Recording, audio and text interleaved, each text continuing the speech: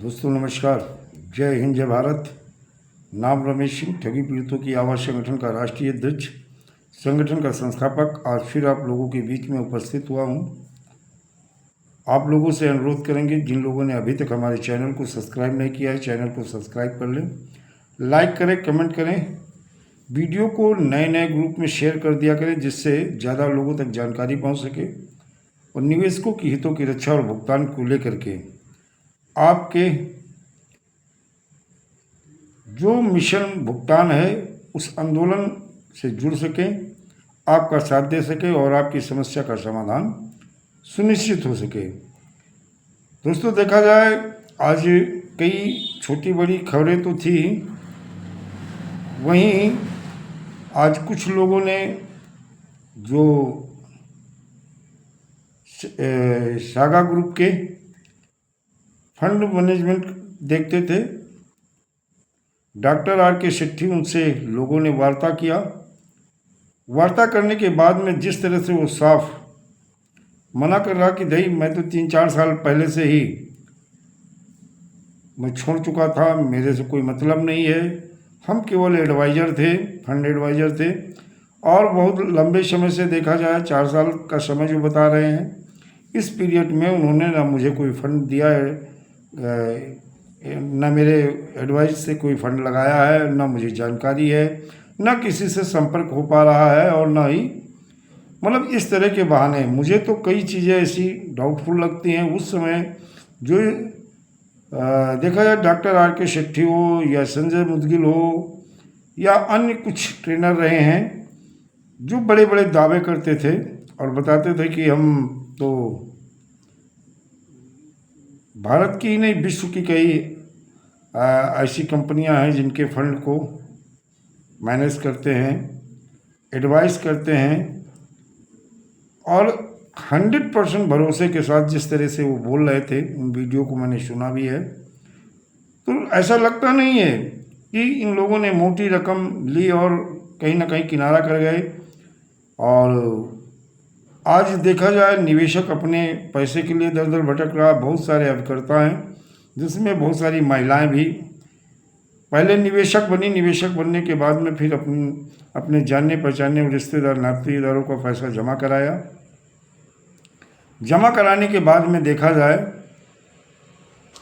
तो आज वो जिस पीड़ा, जिस दर्द, जिस परेशानी से गुजर रही हैं, मैं तो बहुत ऐसी मातृशक्तियों को जानता हूँ जिनके परिवार के लोग आज उनका तिरस्कार कर रहे हैं, उनका साथ नहीं दे रहे हैं। जबकि इस मुसीबत की घड़ी में परिवार को साथ खड़े रहना चाहिए, और कहीं ना कहीं परिवार के लोगों के पास भी कोई जवाब नहीं है। निवेशकों के भुगतान को लेकर के न जानकारी है। बहुत सारे लोग आज देखते हैं कि ब्रांच मैनेजरों पे आरोप लगाते हैं, कोई सीनियरों पे लगाता है, कोई अचीवर पे लगाता है। बहुत सारे अपने अपने तरीके से, अपने अपने ढंग से अपनी अपनी बात रखते हैं। और बहुत सारे भुगतान को लेकर के देखा जाए, बहुत सारे मैंने कानून को बताया कि इन कानूनों के तहत अभी भी कुछ लोगों के दिमाग में एक ही चीज़ चल रहा, क्या केंद्रीय कानून वर्ष 2019 के तहत सोसाइटी का भुगतान होगा, जिसका कई कलेक्टरों ने अपनी तरफ से ही उन्होंने लिखित में जवाब दिया है कि ये हमारे उसमें नहीं आती है, और इसके लिए सेंट्रल रजिस्ट्रार से संपर्क करें, वही भुगतान के आवेदन लेकर के, या जो लिक्विडेटर नियुक्त किया गया है उनके माध्यम से आप लोगों का भुगतान सुनिश्चित होगा। और वर्ष 2019 के तहत जो आवेदन अभी जहाँ जहाँ, चाहे वो किसी कंपनी के रहे हों या सोसाइटी के, जो भी आवेदन लिए गए हैं, अगर देखा जाए किसी भी निवेशक का कोई अभी भुगतान नहीं हुआ है। किसी निवेशकों के हितों की रक्षा के लिए अभी केंद्रीय कानून के तहत कोई कार्रवाई नहीं हुई। जो फार्म जहाँ पड़े हैं वह वैसे ही, उस पर देखा जाए भुगतान को लेकर किसी प्रकार की कोई कार्रवाई नहीं की गई है। ये सारी चीज़ें अभी जो सामने आ रही हैं, लेकिन अब ऐसा चलने वाला नहीं। निवेशकों को पैसा चाहिए, अभिकर्ताओं को राहत चाहिए, और संगठन भी इस चीज़ को पूरी तरह से संकल्प ले चुका है कि निवेशकों का भुगतान होना चाहिए, चाहे किसी स्तर तक जाना पड़े। उसके लिए मैं निवेशकों से भी अनुरोध करेंगे और एजेंट साथियों से, इधर उधर के चीज़ों में न भटक करके आंदोलन का एक बड़ा मार्ग अपनाना होगा। मैंने कहा था कि जैसे सरकार और सरकार की एजेंसी और अथॉरिटी, इनको चारों तरफ से घेरना है। 3 मार्ग तो मैंने बताए थे। एक मार्ग था आंदोलन के माध्यम से, यानी रोड पर हमारा संगठन होगा। लीगल टीम के माध्यम से कोर्ट में वो हमारी लीगल टीम होगी। और जो जनता द्वारा चुने हुए सांसद जनप्रतिनिधि हैं, सांसदों के माध्यम से संसद में भी सरकार को घेरा जाएगा। अभी एक और मार्ग है चारों तरफ से घेरने का, उस मार्ग का भी इस्तेमाल किया जाएगा, लेकिन समय आने पर उस मार्ग को हम बताएंगे कि वो कौन सा रास्ता है कि उसके माध्यम से भी हम सरकार और सरकार की एजेंसी और अथॉरिटी को घेरेंगे। और एक चीज़, अभी बहुत सारे ऐसे लोग हैं जो संगठन से नहीं जुड़े हैं। मैं बार बार उन लोगों से अनुरोध करते हैं कि वो लोग संगठन से जुड़ें और संगठन से जुड़ के अपने भुगतान की